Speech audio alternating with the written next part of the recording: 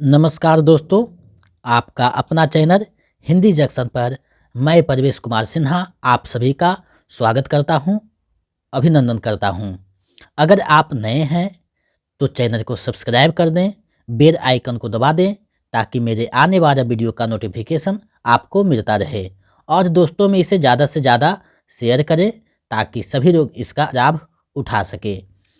दोस्तों, Bihar state Hindi paper 2 का आज जो है वीडियो लेकर उपस्थित हुआ हूं। तो इसमें जो है प्रीवियस क्वेश्चन हिंदी का संपूर्ण हल को देखने वाले हैं। इस वीडियो में बिहार स्टेट हिंदी पेपर 2 के प्रीवियस क्वेश्चन को देखेंगे। जो 100 प्रश्न पूछे जाते हैं उन्हीं प्रश्नों को देखेंगे कि कैसा प्रश्न पूछा गया है और उसके सही आंसर को भी जानेंगे। इस वीडियो में जो भी आंसर दिया जाएगा वो बोर्ड के अनुसार जो माना गया है उसी आंसर को यहाँ दिखाया जाएगा। तो आप लोग वीडियो के अंत तक बने रहिएगा और इसे ग्रुप में ज़्यादा से ज़्यादा शेयर कीजिए ताकि लाभ सभी लोग इसका उठा सके। दोस्तों, बिहार स्टेट में पिछले बार मेरा बहुत ही सम्मानजनक जो है रिजल्ट रहा। लगभग 99% बच्चे जो है सफल हुए हैं मेरे चैनल के माध्यम से। तो हमें उम्मीद है कि इस बार भी यहाँ से सभी लोग, आप लोग जितने जुड़े हैं सभी लोग सफल होंगे। तो चलिए बिना देर करते हुए आज के टॉपिक की तरफ बढ़ते हैं। दोस्तों, पहला प्रश्न आप लोगों के समक्ष उपस्थित है।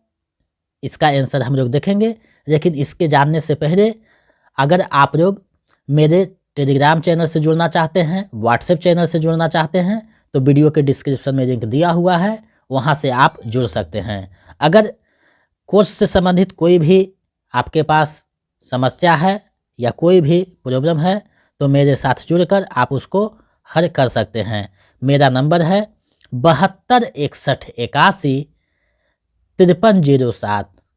यहाँ देखिए नंबर मैं लिख देता हूँ 7261815307। इस नंबर पर आप व्हाट्सएप कर सकते हैं, कॉल कर सकते हैं। हम आपके बातों को सुनेंगे और उसका जवाब देने का भरसक प्रयास करेंगे। तो आप लोगों को कोर्स से संबंधित या स्टेट से संबंधित कोई जानकारी चाहिए तो मेरे इस नंबर 7261815307 पे आप लोग कॉल कर सकते हैं। मेरे नंबर को सेव कर लीजिए, क्योंकि आप मेरे साथ अगर जुड़िएगा तो अंतिम परीक्षा तक, आपको बीपीएससी के एग्ज़ाम तक हम आपका साथ देंगे। तो मेरा नंबर को सेव कर लीजिए और मेरे चैनल पे बने रहिए।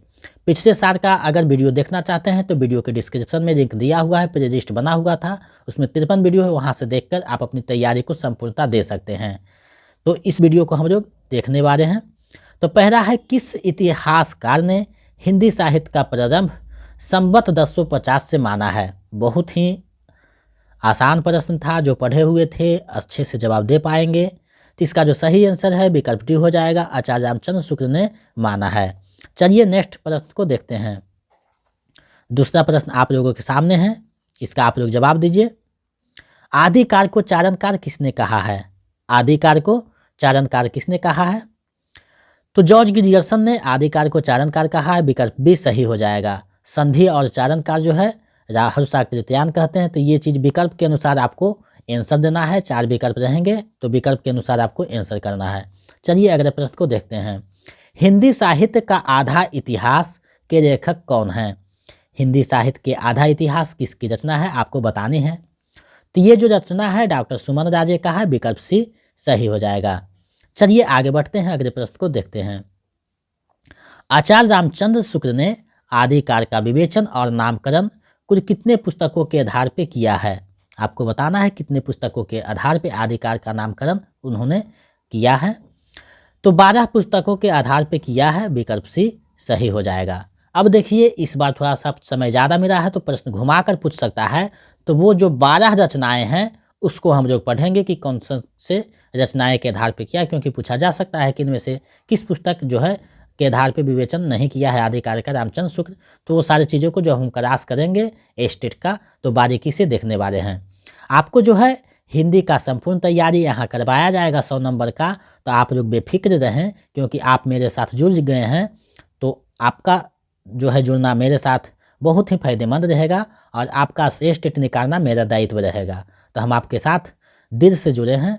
तो आप लोग जो है मेरे चैनल को शेयर ज़्यादा से ज़्यादा कीजिए, दोस्तों को बताइए, क्योंकि हम जो है सटीकता को लेकर आते हैं, दूध से मक्खन निकालने का काम करते हैं, सटीकता को लेकर हम लोग तैयारी करेंगे।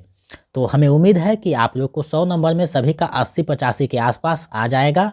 और उधर जो 50 नंबर है टीचिंग स्किल जो है, ये सब उस जो है आपका बोनस रहेगा। तो मेरे साथ जुड़ गए हैं तो अंत तक बने रहिएगा और मेरे चैनल पे जो है सभी को जोड़ने का प्रयास कीजिए ताकि सभी लोग इसका लाभ उठा सके। 5वां प्रश्न है, हिंदी साहित्य के उत्तर मध्यकाल का प्रवृत्ति के आधार पर आचार्य रामचंद्र शुक्ल ने क्या नामकरण किया है? क्या नामकरण किया है आपको बताना है। तो देखिए, उत्तर मध्यकाल को इन्होंने रीतिकाल कहा है, विकल्प डी सही हो जाएगा। चलिए अगले प्रश्न को देखते हैं, अगला प्रश्न क्या कहता है। देखिए, ये जो प्रश्न है 6ठा प्रश्न, ये प्रश्न 2 बार घुमाकर पूछा गया था। रीतिकाल को कलाकार किसने कहा है? रीतिकाल को कलाकार किसने कहा है? विकल्प आपके सामने है, सही विकल्प का चयन कीजिए। तो रमाशंकर शुक्ल रसाल ने, देखिए यहाँ थोड़ा सा टाइपिंग मिस्टेक हुआ है, रमाशंकर शुक्ल रसाल ने जो है रीतिकाल को कलाकार कहा है, विकल्प भी सही हो जाएगा। अगर ये सभी का PDF पाना चाहते हैं तो उसके लिए आपको गाइडलाइन दिया जाएगा आपको रजिस्ट्रेशन कराने के लिए। तो उसका रजिस्ट्रेशन जो है से संबंधित कोई भी जानकारी के लिए हमारे नंबर पे फ़ोन कीजिएगा, वहाँ आपकी सारी समस्या का समाधान कर दिया जाएगा। मेरा नंबर है 7261815307। तो आप लोग वहाँ से मेरे साथ जुड़ सकते हैं। 7वां प्रश्न है, संतन को कहाँ सिकरी सुकाम प्रस्तुत पद के रचयिता कौन है? संतन को कहाँ सिकरी सुकाम किसकी पंक्ति है? तो ये बहुत ही प्रसिद्ध पंक्ति है कुंभन दास की, विकल्प डी सही हो जाएगा। चलिए अगले प्रश्न की तरफ बढ़ते हैं। चंदवर दाई के उस पुत्र का नाम बताएं जिसने पृथ्वीराज रासो को पूर्ण किया है। आपको बताना है वो कौन से रचनाकार हैं जो पृथ्वीराज रासो को पूर्ण किया है। तो उनको पूर्ण करने वाले जो है उनके पुत्र जरहन थे, विकल्प सी सही हो जाएगा। पिछले बार जो प्रश्न पूछा गया था बहुत ही सरल प्रश्न थे, क्योंकि तैयारी करने का मौका नहीं दिया था स्टेट CBS बिहार बोर्ड ने, लेकिन इस बार मौका है तो थोड़ा सा अंदर से प्रश्न पूछा जाएगा। तो आपको सटीकता के साथ तैयारी करना है, जो मेरे चैनल पे करवाया जाएगा। हिंदी साहित्य का प्रथम इतिहास किस भाषा में लिखा गया? आपको बताना है किस भाषा में लिखा गया था। तो गारसाद तासी थे जिन्होंने फ्रेंच भाषा में लिखा था, विकल्प सी सही हो जाएगा। चलिए अगले प्रश्न को देखते हैं। आदिकाल को बीजवपनकार किसने कहा है? तो आदि नामकरण से ये प्रश्न था। तो आदिकाल को बीजवपनकार जो है महाबली प्रसाद द्विवेदी कहते हैं, विकल्प डी सही हो जाएगा। चलिए अगले प्रश्न को देखते हैं। सूरदास किस भाषा के कवि हैं? तो पता है सूरदास जो है ब्रज भाषा के कवि हैं, विकल्प सी सही हो जाएगा। चलिए आगे बढ़ते हैं, अगले प्रश्न को देखते हैं। किस आलोचक ने रीतिकाल को कलाकार कहा है? देखिए यही प्रश्न पीछे था, यही प्रश्न यहाँ घुमाकर पूछा गया है। तो रमाशंकर शुक्ल रसाल जो थे कलाकार को रीतिकाल को कलाकार कहा, विकल्प डी सही हो जाएगा। चलिए आगे बढ़ते हैं। संदेश रासक कितने प्रकरण में बटा हुआ है? संदेश रासक जो है कितने प्रकरण में बटा हुआ है? तो 3 प्रकरण में बटा हुआ है, विकल्प सी सही हो जाएगा। चलिए आगे बढ़ते हैं। अंधेर नगरी नाटक के रचयिता कौन है? अंधेर नगरी जो नाटक है उसके रचयिता कौन है आपको बतानी है। तो भारतेंदु हरिश्चंद्र का बहुत ही प्रसिद्ध नाटक है, विकल्प ए सही हो जाएगा। चलिए आगे बढ़ते हैं। 15वां प्रश्न है, निम्न में से खरी बोली में लिखा गया प्रथम महाकाव्य कौन है? ये बार बार प्रश्न देखने को मिलता है। प्रथम महाकाव्य प्रिय प्रवास को माना गया है, विकल्प ए सही हो जाएगा। चलिए अगले प्रश्न को देखते हैं। इन सारे प्रश्न जहाँ से पूछे हैं उन सारे चीज़ों को हम लोग जब क्रॉस करेंगे स्टेट का तो सारे चीज़ों को वहाँ देखेंगे, तब ये प्रश्न जो है आपको आसान लगने लगेगा। मिलन पथिक और स्वप्न खंड काव्यों के रचयिता कौन है? तो ये जो खंड काव्य है राम नरेश त्रिपाठी का है, विकल्प डी सही हो जाएगा। चलिए आगे बढ़ते हैं, अगले प्रश्न को देखते हैं। 17वां प्रश्न है, हिमकृष्णी और हिम तरंगिणी काव्य संग्रह किस कवि की रचना है? तो ये जो रचनाएं हैं माखन राज चतुर्वेदी की रचना है, जो जिन्होंने पुष्प की अभिलाषा कविता लिखी थी, विकल्प सी सही हो जाएगा। चलिए आगे बढ़ते हैं। मेरे द्वारा पढ़ाए गए लगभग 90 जो क्वेश्चन थे मेरे पढ़ाए हुए पूछे गए थे। मेरे सारे जो चैनल से जुड़े हुए थे सभी का बेहतर रिजल्ट रहा। इस बार भी बेहतर रहेगा, हम उतना अच्छा से तैयारी करा देंगे कि आप लोग एग्ज़ाम को हंसते हंसते निकाल दीजिएगा, क्योंकि हम लोग गागर में सागर भरने का काम करेंगे। किस आलोचक ने छायावादी काव्य में अनुभूति की प्रधानता के कारण इसे स्थूल के प्रति सूक्ष्म काव्य विद्रोह माना है? तो स्थूल के प्रति जो सूक्ष्म काव्य विद्रोह है छायावाद को डॉक्टर नगेंद्र ने माना है। विकल्प ए सही हो जाएगा। चलिए आगे बढ़ते हैं, अगले प्रश्न को देखते हैं। प्रकृति का मानवीकरण किस युग की एक प्रमुख प्रवृत्ति है? जब युग की प्रवृत्ति बताया जाएगा तो वहाँ समझ में आ जाएगा कि किस युग की क्या प्रवृत्ति रही है। तो छायावाद की प्रवृत्ति रहा है जो है प्रकृति का मानवीकरण किया गया है, मानव के रूप में प्रस्तुत किया गया है, तो विकल्प सी सही हो जाएगा। चलिए आगे बढ़ते हैं। अंधा युग किसकी रचना है? अंधा युग जो रचना है किसकी है? तो अंधा युग जो रचना है वो धर्मवीर भारती की रचना है। विकल्प सी सही हो जाएगा। चलिए आगे बढ़ते हैं। अशोक के फूल निबंध के रचनाकार हैं। अशोक के फूल जो है किसका निबंध है आपको बताना है। तो ये हजारी प्रसाद द्विवेदी का निबंध है। विकल्प सी सही हो जाएगा। चलिए आगे बढ़ते हैं। 22वां प्रश्न है, सरदार पूर्ण सिंह विख्यात हैं, किस क्षेत्र में विख्यात हैं आपको बताना है। तो निबंधकार के रूप में ये विख्यात हैं। विकल्प सी सही हो जाएगा। चलिए आगे बढ़ते हैं, अगले प्रश्न को देखते हैं। आप लोग जब एग्जाम में बैठिएगा प्रश्नों को अच्छे से दीजिएगा। सीबीटी एग्जाम है, कंप्यूटर बेस्ड एग्जाम रहेगा, तो आप लोग अच्छे से एग्जाम देना है, पढ़ना है 1-2 बार प्रश्नों को, उसके बाद जवाब दीजिएगा। तो जानते हुए जो प्रश्न रहेगा अच्छे से आंसर करके आइएगा। जन्मेजय का नाग यज्ञ के रचनाकार कौन हैं? तो ये जो रचनाएं हैं प्रसाद की रचना है। विकल्प डी सही हो जाएगा। ये एक नाटक है, आपको पता होना चाहिए। चलिए अगले प्रश्न को देखते हैं। चंद्रगुप्त नाटक की नायिका है। चंद्रगुप्त नाटक की नायिका कौन है? तो कर्नेलिया जो है उसकी नायिका है। विकल्प भी सही है। चलिए आगे बढ़ते हैं, अगले प्रश्न को देखते हैं। 25वां प्रश्न है, चरणदास चोर किसकी नाट्य कृति है? चरणदास चोर किसकी नाट्य कृति है आपको बताना है। तो ये जो नाटक है हबीब तनवीर का है। विकल्प ए सही हो जाएगा। चलिए अगले प्रश्न को देखते हैं। महाभारत की कथा पर आधारित नाटक है। महाभारत के कथा पर आधारित नाटक कौन सा है? तो अंधा युग जो धर्मवीर भारती का है, ये महाभारत की नाटक कथा पर आधारित है। विकल्प सी सही हो जाएगा। चलिए आगे बढ़ते हैं, अगले प्रश्न को देखते हैं। महादेवी वर्मा ने किस रेखा चित्र में कल्पवास की स्मृतियों को अभिव्यक्त किया है? तो ठकुरी बाबा उनकी जो है उसमें व्यक्त किया है। विकल्प ए सही हो जाएगा। चलिए आगे बढ़ते हैं। 28वां प्रश्न है, प्रेमचंद की जीवनी करम के जादूगर के रचनाकार कौन हैं? तो देखिए, करम के जादूगर नहीं, करम के मजदूर माने जाते हैं। ये प्रश्न स्टेट ने जादूगर की जगह मजदूर होना चाहिए, लेकिन उन्होंने जादूगर माना है। इसका जो सही आंसर है मदन गोपाल को माना है, तो यहाँ जादूगर की जगह मजदूर देना चाहिए, लेकिन गलत दिया है और आंसर जो है ए माना है सही। तो ये जो है करम के मजदूर नहीं, करम के जादूगर हो जाएंगे। तो सॉरी, करम के जादूगर नहीं, करम के मजदूर में से प्रेमचंद की जो है जीवनी है जिसको मदन गोपाल ने लिखा है। तो ये आपको ध्यान में रखना है। चलिए आगे बढ़ते हैं, अगले प्रश्न को देखते हैं। 29वां प्रश्न है, माटी हो गई सोना इनमें से किस लेखक का रेखाचित्र संकलन है?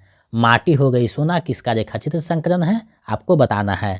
तो ये जो रेखाचित्र संकलन है कन्हैया मिश्र प्रभाकर का है। विकल्प ए सही हो जाएगा। चलिए आगे बढ़ते हैं, अगले प्रश्न को देखते हैं। भक्तिन महादेवी वर्मा के किस रेखाचित्र संकलन में संकलित रेखाचित्र है? भक्तिन महादेवी वर्मा के किस रेखाचित्र संकलन में संकलित रेखाचित्र है आपको बताना है। तो ये जो है स्मृति की रेखाएं रेखाचित्र में संकलित है। विकल्प डी सही हो जाएगा। चलिए आगे बढ़ते हैं, अगले प्रश्न को देखते हैं। मंटो मेरा दुश्मन के रचनाकार कौन है? मंटो मेरा दुश्मन के रचनाकार कौन है? तो ये उपेंद्र नाथ अस्क का रचना है। विकल्प ए सही हो जाएगा। हम लोग सारी चीज़ों को जब क्लास करेंगे तो विस्तार से पढ़ेंगे। यहाँ सिर्फ जो है कैसा प्रश्न था ये दिखाने के उद्देश्य से मैंने ये इस वीडियो को बनाया है, ताकि आप लोग देख सके कि ऐसा प्रश्न पूछा गया था और इस बार जो है इससे हार्ड प्रश्न पूछा जाएगा। तो आप लोग अच्छे से तैयारी कीजिएगा ताकि आप सभी का स्टेट पेपर 2 आराम से निकल सके। प्रेमचंद की पत्नी शिवरानी देवी कृत प्रेमचंद की जीवनी है। कौन सा जीवनी है उसके द्वारा लिखा गया है, आपको बताना है। तो ये जो रचना है विकल्प सी हो जाएगा। प्रेमचंद घर में जो है रचना है प्रेमचंद की पत्नी शिवरानी देवी के द्वारा लिखा है, विकल्प सी हो जाएगा। करम के मजदूर मदन गोपाल का है। करम का सिपाही जो है अमृत राय उनके पुत्र द्वारा लिखा गया है। चलिए आगे बढ़ते हैं। 33वां प्रश्न है, याद हो कि ना याद हो बहुचर्चित संस्मरणात्मक कृति के लेखक कौन है? तो ये जो कृति है काशीनाथ सिंह का है, विकल्प डी सही हो जाएगा। चलिए आगे बढ़ते हैं, अगले प्रश्न को देखते हैं। कानों में कंगना कहानी का प्रकाशन वर्ष क्या है? तो कानों में कंगना जो कहानी है इसका प्रकाशन वर्ष 1913 है, विकल्प ए सही हो जाएगा। चलिए आगे बढ़ते हैं। रपटन जर्मन रपटन को किसने मार गिराया? जो जर्मन रपटन थे उसको किसने मार गिराया? तो इसका जो सही आंसर है विकल्प ए हो जाएगा। रहना सिंह ने मार गिराया था, विकल्प ए उसने कहा था, कहानी से ये दिया गया है प्रश्न है। आरंभिक कहानियों में सर्वप्रथम फ्लैशबैक शैली का प्रयोग किस कहानी में किया गया है? किस कहानीकार ने किया है?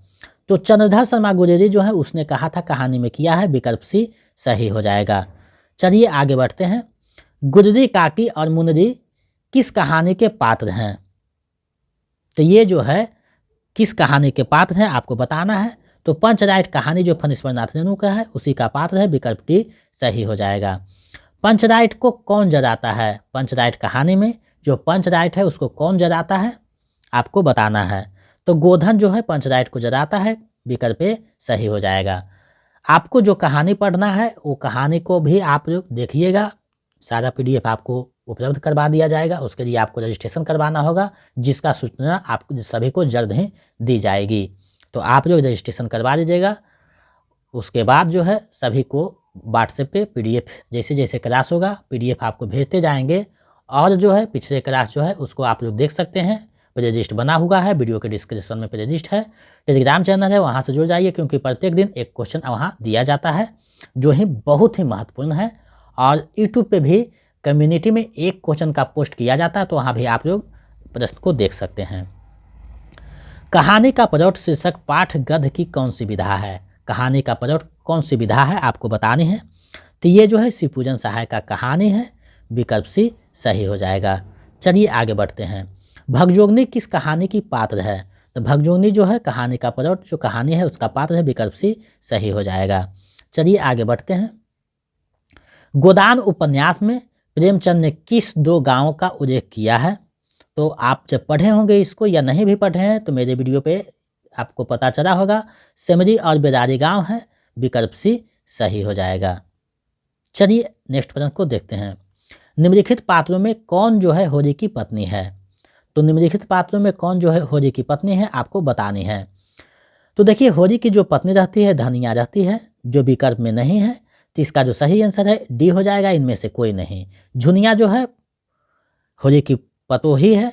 सरोज जो है मारुति की बहन है। श्रिया जो है माता दिन की जो है रखैर है, जिसको प्रेमिका है कहा जा सकता है। सॉरी रखैर नहीं बोल सकते हैं, प्रेमिका बोल सकते हैं।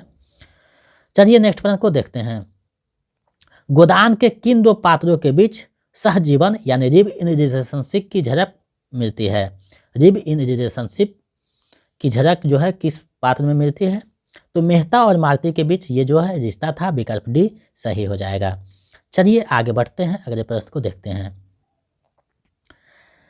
अगला प्रश्न है, मैं इस सिद्धांत का समर्थक हूँ कि संसार में छोटे बड़े हमेशा रहेंगे और उन्हें हमेशा रहना चाहिए। इसे मिटाने के चेष्टा करना मानव जाति के सर्वनाश का कारण होगा। यह कथन गोदान के किस पात्र का है? यह जो कथन है गोदान के किस पात्र का है आपको बताना है। तो ये जो कथन है डॉक्टर मेहता का है, विकल्प डी सही हो जाएगा। तो गोदान के जो है प्रमुख पंक्तियां जो है उसको उठाया जाता है, जो आपको पढ़ाया जाएगा।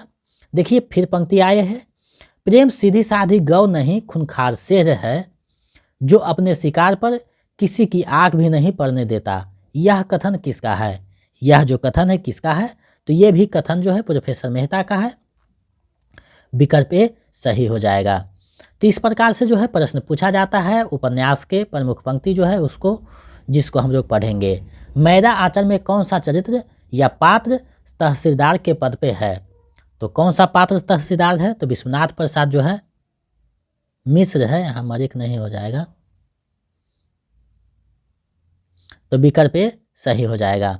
जब आपको पीडीएफ दिया जाएगा तो उसमें जो है टाइपिंग मिस्टेक है उसको सुधार दिया जाएगा। इसमें फूल भी है, सुर भी, गुलाब भी, कीचड़ भी, चंदन भी है, कुरूपता भी, मैं किसी से भी अपना दामन बचाकर नहीं निकल पाया। ये पंक्तियां उपन्यास से उद्धृत है। कौन सा उपन्यास से दिया गया है? तो ये जो है मेरा आचरण में फणीश्वर नाथ रेणु कहते हैं, विकल्प डी सही हो जाएगा। चलिए अगले प्रश्न को देखते हैं। चंद्रगुप्त नाटक का नायक कौन है? चंद्रगुप्त नाटक का नायक कौन है आपको बताना है। तो चंद्रगुप्त का जो है उसका नायक है, विकल्प डी सही हो जाएगा। चंद्रगुप्त नाटक की नारी पात्र कर्नेलिया किसकी पुत्री है? तो कर्नेलिया जो है सिरकस की पुत्री है, विकल्प सी सही हो जाएगा। चलिए आगे बढ़ते हैं, अगले प्रश्न को देखते हैं। 50वां प्रश्न है, संसार भर की नीति और शिक्षा का अर्थ मैंने यही समझा है कि आत्मसम्मान के लिए मर मिटना ही दिव्य जीत है। यहाँ जीत की जगह जीवन होना चाहिए, दिव्य जीवन है। ये कथन किसका है? तो ये जो कथन है चंद्रगुप्त का है, विकल्प भी सही हो जाएगा। चलिए आगे बढ़ते हैं। मगध की राजकुमारी का नाम क्या है? मगध की राजकुमारी चंद्रगुप्त नाटक में कौन रहती है आपको बताना है। तो कल्याणी जो है मगध की राजकुमारी है, विकल्प डी सही हो जाएगा। ये सारे के सारे प्रश्न मैंने 5 से 6 दिन में जो क्लास किए थे उस सारे में बता दिया गया था। पिछले बार जो है सिलेबस देने के बाद लगभग 5 से 10 दिन समय मिला था, उसी में मैंने सारे सिलेबस को पढ़ाया था। 1-2 टॉपिक छूट गया था क्योंकि समय नहीं मिल पाया, लेकिन फिर भी जितना हम पढ़ाए थे लगभग 100 प्रश्न में 90 प्रश्न मेरे ही पढ़ाया आया था। ये हम दावे के साथ बोल सकते हैं। नहीं विश्वास है तो आप जो है मेरे वीडियो में देख सकते हैं, वहाँ कमेंट भी सभी लोगों ने किया है। चंद्रगुप्त किस प्रकार का नाटक है आपको बतानी है। तो चंद्रगुप्त जो नाटक है ऐतिहासिक नाटक है, विकल्प भी सही हो जाएगा। चलिए अगले प्रश्न को देखते हैं। आषाढ़ का एक दिन निम्न में से कौन सी विधा है? आषाढ़ का एक दिन कौन सी विधा है आपको बताना है। विधा है, यहाँ टाइपिंग थोड़ा सा मिस्टेक हुआ है। कौन सी विधा है? तो आषाढ़ का एक दिन जो है नाटक है, विकल्प डी सही हो जाएगा। चलिए अगले प्रश्न को देखते हैं। आषाढ़ का एक दिन नाटक पर बनी फिल्म के निर्देशक कौन थे? निर्देशक कौन थे आपको बताने हैं। आषाढ़ के एक दिन पर जो फिल्म बना था उसका निर्देशक तो मणिक और इसके निर्देशक थे, विकल्प ए सही हो जाएगा। चलिए अगले प्रश्न को देखते हैं। कोई भी एग्जाम हो 2-4 प्रश्न ऐसे रहते हैं जिसका कोई और छोड़ नहीं है, लेकिन फिर भी नेगेटिव मार्क नहीं है, उसको सही करने का आप लोगों को प्रयास करना चाहिए। गेहूं और गुलाब में लेखक की क्या इच्छा है? गेहूं और गुलाब जो निबंध है उसमें लेखक की क्या इच्छा है? तो इसका जो सही आंसर है गेहूं पर गुलाब की पूर्ण प्रभुता स्थापित हो और वृत्तियों को उधरगामी करने की, ये इसका जो सही आंसर है विकल्प डी हो जाएगा। चलिए आगे बढ़ते हैं। गुलाब किसका प्रतीक है आपको बताने हैं। तो गुलाब जो है गंदगी का भी प्रतीक है और विलासिता का भी प्रतीक है, विकल्प डी सही हो जाएगा। आगे बढ़ते हैं। किसकी दुनिया को लेखक ने रंगों की दुनिया, सुगंधों की दुनिया कहा है? तो रंगों की दुनिया, सुगंधी की दुनिया जो है गुलाब की दुनिया को कहा है, विकल्प बी हो जाएगा सही। चलिए अगले प्रश्न को देखते हैं। आप लोग जो है वीडियो के अंत तक बने रहिएगा क्योंकि प्रत्येक प्रश्न आपके लिए महत्वपूर्ण है। हो सकता है सीधा सीधे यहाँ से 1-2 प्रश्न पूछ दे, तो आप लोग को वीडियो के अंत तक बने रहना चाहिए ताकि हर एक प्रश्न को आप लोग देख सकें। लेखक के अनुसार आचरण की सभ्यतामय भाषा सदा कैसी रहती है? तो आचरण की सभ्यतामय भाषा जो है सदा मौन रहती है, विकल्प सी सही हो जाएगा। चलिए आगे बढ़ते हैं। आध्यात्मिक धर्म के सपनों की शोभा तभी बढ़ती है जब आदमी अपने जीवन का धर्म पालन करे। यह पंक्ति किस निबंध से दी गई है? तो ये जो पंक्तियां हैं आचरण की सभ्यता निबंध से दी गई है, विकल्प डी सही हो जाएगा। चलिए आगे बढ़ते हैं, अगले प्रश्न को देखते हैं। आचरण की सभ्यता का लेखक के अनुसार किसकी भाषा जो है शब्द रहित है? किसकी भाषा जो है शब्द रहित है आपको बताना है। तो इसका जो सही आंसर है प्रेम की भाषा जो है शब्द रहित है, विकल्प डी सही हो जाएगा। चलिए आगे बढ़ते हैं। जब आपको कहानी पढ़ाया जाएगा तो वहाँ सारे चीज़ आप देख सकेंगे कि कैसे क्या कहा गया है। सरदार पूर्ण सिंह की रचना है, कौन सी रचना जो है सरदार पूर्ण सिंह की है आपको बताना है। तो आचरण की सभ्यता सरदार पूर्ण सिंह की रचना है, विकल्प ए सही हो जाएगा। आगे बढ़ते हैं। देखिए अब काव्य का जो है प्रश्न दिखाई दे रहा है। कब फूटा गिर के अंतर से किस अंचल से उतरा नीचे, उपयुक्त पंक्ति का संबंध किस कवि से है, यानी ये जो पंक्तियां हैं किसकी है। तो ये पंक्तियां जो है अरसी प्रसाद सिंह का है, जीवन का झरना कविता है, विकल्प डी सही हो जाएगा। चलिए आगे बढ़ते हैं। हम लोग जो है सारे कविताओं को भी पढ़ेंगे, उसकी व्याख्या को देखेंगे और उससे संबंधित जो MCQ प्रश्न है उसको भी देखेंगे और लेखक से संबंधित जो प्रश्न पूछे जाते हैं उसको भी देखेंगे। तो सारी चीज़ों को देखने वाले हैं, किसी को छोड़ेंगे नहीं और आपका जो तैयारी है बेटर ढंग से हम करवाएंगे, संपूर्णता को देंगे और आपका स्टेट निकालना हमारी जवाबदेही है, तो हम उस पर खरा उतरने का भरसक प्रयास करेंगे। मैंने उसको कविता किस कविता संग्रह में संकलित है। तो ये जो कविता है फुर नहीं रंग बोलते हैं, कविता संग्रह में संग्रहित किया गया है, विकल्प डी सही हो जाएगा। यहाँ सिर्फ हम लोग जो है प्रश्न को देखेंगे और इससे संबंधित जो महत्वपूर्ण जानकारी है वो हम लोग जब क्लास करेंगे तो सारी चीज़ों को वहाँ देखते जाएंगे। तन चितउर मन राजा किन्हा पंक्ति किस काव्य ग्रंथ की है। तो ये जो पंक्तियाँ हैं पद्मावत से लिया गया है, विकल्प भी सही हो जाएगा। लेकिन इसका जो है बोर्ड गलत आंसर दिया था तो चैलेंज करने पे सुधरा है। चलिए आगे बढ़ते हैं। पद्मावती के पिता का नाम क्या था। पद्मावती जो है जायसी की द्वारा रचना जो है उसमें पद्मावती के पिता का क्या जो है नाम था आपको बताना है। तो गंधर्व सेन उसके पिता का नाम था, विकल्प बी सही हो जाएगा। चलिए आगे बढ़ते हैं, अगले प्रश्न को देखते हैं। निम्न में से किस पंक्ति के माध्यम से श्री कृष्ण कीर्तन की जा सकती है। किसके माध्यम से श्री कृष्ण की जो है कीर्तन की जा सकती है। तो ते ही जन्म बुनु तो ही सम तो समओत सागर हरि समाना, ये जो है विकल्प ए सही हो जाएगा। चलिए आगे बढ़ते हैं। प्रणय छोड़कर प्राण धरे क्या, जरे नहीं तो मरा करे क्या, क्या यह असफलता है। इस पंक्तियों से किस कवि का संबंध है। तो ये पंक्तियाँ किसकी है आपको बताना है। तो ये पंक्तियाँ जो है मैथिली शरण गुप्त की है, विकल्प सी सही हो जाएगा। हम जब कविता पढ़ेंगे तो ये सारी पंक्तियाँ वहाँ दिखाई देगा, तो आपको चिंता करने की बात नहीं है। हम लोग सारे चीज़ों को देखेंगे। यहाँ जब सारे डिटेल से पढ़ेंगे तो समय ज़्यादा लग जाएगा, तो आप लोग जब क्लास कर लीजिएगा उसके बाद जो है प्रैक्टिस सेट में सारे डिटेल से पढ़ाया जाएगा। आपको चिंता करने की बात नहीं है, क्योंकि अभी आप टॉपिक नहीं पढ़े हैं तो थोड़ा सा दिक्कत हो सकती है। जब टॉपिक सारे देख लेंगे तो ये आसान लगने लगेगा और समझ में आने लगेगा। किस रस को रसराज की संज्ञा दी गई है। किस रस को रसराज की संज्ञा दी गई है आपको बताना है। तो श्रृंगार रस को जो है रसराज कहा गया है, विकल्प सी सही हो जाएगा। चलिए आगे बढ़ते हैं। रस सूत्र में संयोग का अर्थ भोज्य भोजक संबंध किस आचार्य ने माना है। तो किस आचार्य ने माना है, भट्टनायक ने माना है, विकल्प भी सही हो जाएगा। चलिए आगे बढ़ते हैं, नेक्स्ट प्रश्न को देखते हैं। आरंभन की चेष्टाएं क्या कहलाते हैं। आरंभन की चेष्टाएं क्या कहलाते हैं आपको बताने हैं। तो आरंभन की चेष्टाएं उद्दीपन कहलाती है, विकल्प सी सही हो जाएगा। अगले प्रश्न को देखते हैं। कार्य और कारण में संगति ना होने पर कौन सा अलंकार होता है। देखिए ये अलंकार से प्रश्न पूछा गया है, तो ये असंगति अलंकार होता है, विकल्प सी सही हो जाएगा। अलंकार, रस और छंद ये सब सारे चीज़ों को भी हम लोग देखेंगे, तो आपको चिंता करने की बात नहीं है। हम लोग सभी को समय रहते देखेंगे और प्रैक्टिस सेट को भी देखेंगे। अलंकार संप्रदाय के प्रवर्तक आचार्य का नाम क्या है। तो अलंकार संप्रदाय के जो प्रवर्तक हैं आचार्य भामा हैं, विकल्प सी सही हो जाएगा। चलिए आगे बढ़ते हैं। निम्नलिखित में से कौन जो है अर्थालंकार है। तीन में से कौन जो है अर्थालंकार है। तो रूपक अलंकार जो है अर्थालंकार है, विकल्प डी सही है। जब अलंकार पढ़ेंगे तो ये सारी चीज़ को वहाँ देखेंगे। अलंकार कितने प्रकार के होते हैं आपको बताना है।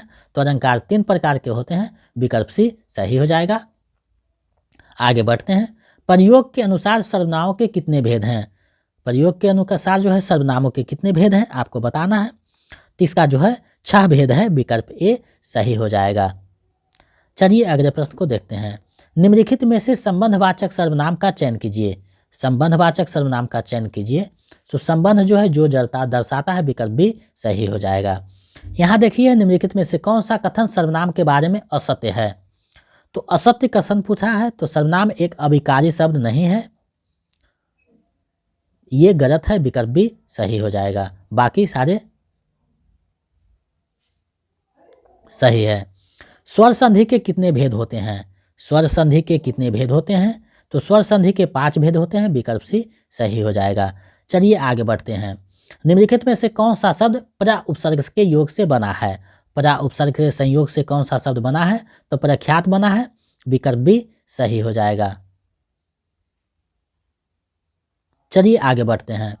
प्रत्ययों से बने हुए शब्दों के मुख्यतः कितने भेद होते हैं? तो प्रत्ययों से बने हुए शब्दों के मुख्यतः 2 भेद होते हैं, विकल्प ए सही हो जाएगा। जब हम प्रत्यय पढ़ेंगे तो ये चीज़ों को देखेंगे। महावीर प्रसाद द्विवेदी ने सरस्वती पत्रिका के संपादन किस वर्ष नियुक्त हुए, माने किस वर्ष से हुए संपादक बने? तो 1903 में उसके संपादक बने सरस्वती के, जो 1920 तक बने रहे, विकल्प सी सही हो जाएगा। चलिए आगे बढ़ते हैं। हिंदी का प्रथम पत्र किसे माना जाता है? तो उदंत मार्तंड को माना जाता है, विकल्प ए सही है, जिसका प्रकाशन 1826 में कलकत्ता से जुगर किशोर करते थे। ब्रह्मन का प्रकाशन कहाँ से होता था? ब्रह्मन पत्रिका का प्रकाशन कहाँ से होता था? तो कानपुर से होता था, विकल्प बी सही हो जाएगा। चलिए आगे बढ़ते हैं। लाहौर से प्रकाशित होने वाली पत्रिका कौन है? तो ज्ञान प्रदायिनी प्रकाशित होती थी, विकल्प डी सही हो जाएगा। चलिए आगे बढ़ते हैं, अगले प्रश्न को देखते हैं। कलकत्ता से विशाल भारत का प्रकाशन किस वर्ष हुआ? तो किस वर्ष कलकत्ता से विशाल भारत जो पत्रिका था उसका प्रकाशन हुआ? तो 1928 से हुआ, विकल्प सी सही हो जाएगा। चलिए आगे बढ़ते हैं। खींचो ना कमानों को, ना तलवार निकालो, तोप मुकाबिल हो तो अखबार निकालो, किसने कहा? ये जो पंक्तियां हैं किसने कहा है? तो ये अकबर इलाहाबादी का द्वारा कहा गया है, विकल्प बी सही हो जाएगा। प्रसिद्ध खड़ग विलास प्रेस किस शहर में था? तो ये जो किस शहर में था? पटना में था ये, विकल्प डी सही हो जाएगा। तो आप लोग जब भी देखिएगा बिहार से संबंधित कोई भी विकल्प रहे और बिहार का चर्चा हो तो बिहार मार दीजिएगा, क्योंकि यहाँ जो है सही होने की संभावना ज़्यादा रहते हैं। 88वां प्रश्न है, निम्न में से किस रचना को साहित्य अकादमी पुरस्कार प्राप्त हुआ? तो किस रचना को प्राप्त हुआ? तो करम का सिपाही जो अमृत राय की रचना थी, प्रेमचंद के जीवन पर लिखा गया जीवनी था, विकल्प ए सही हो जाएगा। के बिरला फाउंडेशन द्वारा दिया जाने वाला पुरस्कार कौन है? तो के बिरला फाउंडेशन द्वारा दिया जाने वाला पुरस्कार जो है सरस्वती सम्मान है, विकल्प ए सही हो जाएगा। आगे बढ़ते हैं।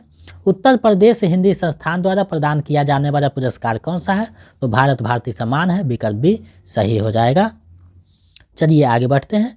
महादेवी वर्मा को किस रचना के लिए ज्ञानपीठ पुरस्कार दिया गया था? तो यामा के लिए दिया गया था, विकल्प सी सही हो जाएगा।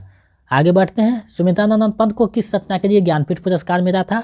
तो चिदम्बरा के लिए मिला था, विकल्प डी सही हो जाएगा। आगे बढ़ते हैं। निम्नलिखित रचनाकारों में से किसको ज्ञानपीठ पुरस्कार प्राप्त हुआ है? तो किसको ज्ञानपीठ पुरस्कार प्राप्त हुआ आपको बताना है। तो ये जो प्राप्त हुआ था केदारनाथ सिंह को हुआ था, विकल्प बी सही हो जाएगा। जब पुरस्कार वाले वीडियो देखेंगे तो उसमें सारी चीज़ों को हम लोग बारीकी से देखने वाले हैं। राजभाषा अधिनियम कब निर्मित हुआ था? तो राजभाषा अधिनियम जो है 1976 में निर्मित हुआ था, विकल्प सी सही हो जाएगा। यहाँ जो भी प्रश्न बताया गया है बोर्ड के द्वारा जो आंसर माना गया है उसी को बताया जा रहा है। देखिए इनमें से किस राज्य की राजभाषा हिंदी नहीं है, नहीं पूछा है, तो बोर्ड जो है उत्तराखंड को माना है, विकल्प बी सही हो जाएगा। लेकिन हो इसमें एक से अधिक रहता तो 2 हो जाता, जम्मू कश्मीर का भी नहीं है, तो इसका जो सही आंसर है बोर्ड ने भी माना है, तो उसी के अनुसार हम लोग चलेंगे। अगला प्रश्न है, निम्नलिखित में से राजभाषा नियम 1976 के अनुसार का क्षेत्र में किस राज्य को रखा गया है? तो का क्षेत्र में बिहार आता है, विकल्प सी सही हो जाएगा। चलिए आगे बढ़ते हैं। संविधान के किस अनुच्छेद में संसद में प्रयुक्त होने वाली भाषा के संबंध में वर्णन है? तो संसद में जो प्रयुक्त होता है उससे जो सीधा सीधी संबंध जो है अनुच्छेद 120 से है, विकल्प बी सही हो जाएगा। और विधानसभा का बात हो तो 210 हो जाएगा, ये ध्यान में आपको रखना है। चलिए आगे बढ़ते हैं। किस वर्ष राजभाषा अधिनियम जो है अधिनियमित किया गया? तो 1963 में किया गया था, विकल्प बी सही हो जाएगा। चलिए आगे बढ़ते हैं। किस सम्मेलन को राष्ट्रीय महत्व का सम्मेलन घोषित किया गया है? तो हिंदी साहित्य सम्मेलन प्रयाग को घोषित किया गया है, विकल्प ए सही है। चलिए इस वीडियो का अंतिम प्रश्न देखते हैं। किसने सर्वप्रथम राष्ट्रभाषा के रूप में हिंदी की मान्यता प्रदान की थी? तो महात्मा गांधी ने की थी राष्ट्रभाषा के रूप में, विकल्प भी सही हो जाएगा। तो ये जो महत्वपूर्ण प्रश्न था जिसको मैंने आप लोगों के समक्ष प्रस्तुत किया, तो हमें आशा ही नहीं पूर्ण विश्वास है कि ये आपकी तैयारी में महत्वपूर्ण भूमिका निभाएगी। आप मेरे टेलीग्राम चैनल से जुड़ जाइए, व्हाट्सएप चैनल से जुड़ जाइए, जिसका लिंक वीडियो के डिस्क्रिप्शन में दिया हुआ है। उसके बाद जो है आप लोगों को प्रत्येक दिन टेलीग्राम पे एक क्वेश्चन दिया जाएगा, कम्युनिटी पे दिया जाएगा, आप उसको जो है आंसर कीजिएगा कि क्या सही होगा। उसके बाद उस जानकारी वहाँ मिल जाएगा कि कौन सा सही होना चाहिए।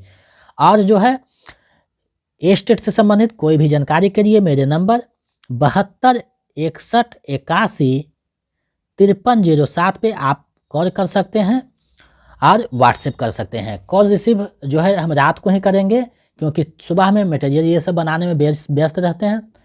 तो आप मैसेज कर दीजिएगा, मैसेज के माध्यम से आपको जानकारी दे दी जाएगी। और कॉल करना है तो रात को कीजिएगा, लगभग 6-7 से 9-10 बजे तक आप कर सकते हैं कॉल, बात आपको हो जाएगी हमसे।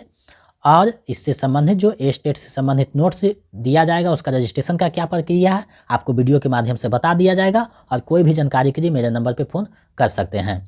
मिलते हैं एक नए वीडियो में।